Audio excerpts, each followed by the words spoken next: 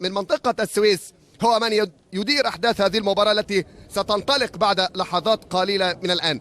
يعاون كل من كمساعد أول لمباراة اليوم مع أحمد العدوي، محمود عبد السميع كمساعد أول، نور سعيد مساعد ثاني، ولدينا أحمد صالح ربش هو الحكم الرابع. الهاني سليمان حارس مرمى الاتحاد على الصورة، وهنا كذلك عماد السيد. والآن تنطلق صافرة بداية الشوط الأول. فريق طلائع الجيش على جانب الأيسر من ملعب المباراة بزي التقليدي المعروف الأحمر مع الأسود على الجانب الأيمن من ملعب المباراة، وعلى الجانب الأيسر باللون التقليدي وزيه الرسمي بيتواجد فريق الاتحاد السكندري بالقمصان الخضراء.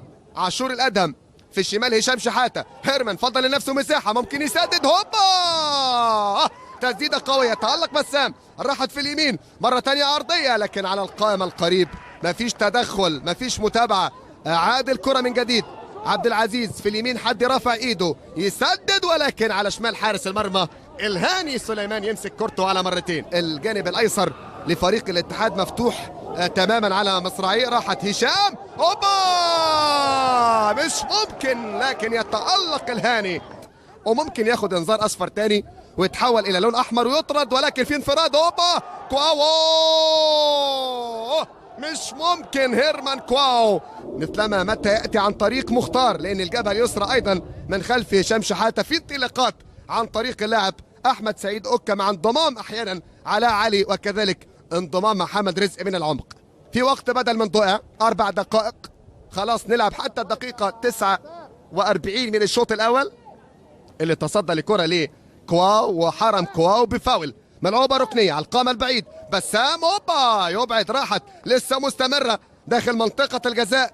عاشور الادهم وتقدم متاخر.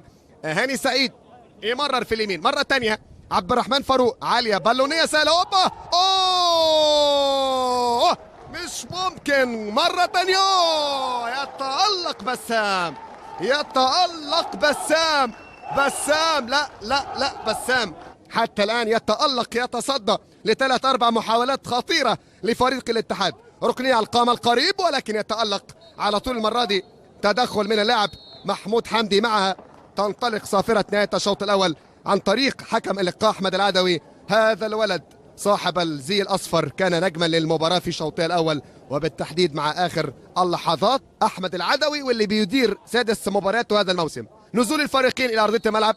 طلائع الجيش على الجانب الأيسر من ملعب المباراة هنا في استاد جهاز الرياضي العسكري بأزيو التقليدي الأحمر مع الأبيض، كذلك مع الأسود. والاتحاد على الجانب الأيمن بالقمصان الخضراء الشرطات البيضاء. لاعب الأهلي الحالي والمعار إلى فريق سموحة أوميدا أوكري، لاعب بإنبي الحالي، وأسامة رجب كان سجل هدف في مرمى عن طريق الخطأ. كرة خطيرة، أوبا يتألق الهاني. الله، عمرو نبيل يقطع، سلم إلى كابونجا، يلعبها حلوة بينية عند لاعب محمد عبد المجيد، وتغطية من المدافع حارس المرمى يستنى، ومحمد بسام أخيرا مسكها، يتلقى تمريرة اوفرلاب حلو من اللاعب علاء علي لعلاء مرة تانية من اوكا، علاء إلى أوسوكونان وهيرفي، الثنائي الإفريقي. الدخول لمنطقة الجزاء أمام فريق الاتحاد اللي مكتمل الصفوف. كرة ثابتة ملعوبة وإلى خارج الملعب، ركنية على حساب إسلام كمال، ثم دخول مؤخرا فرانك ستيفن إنجونجا الجابوني على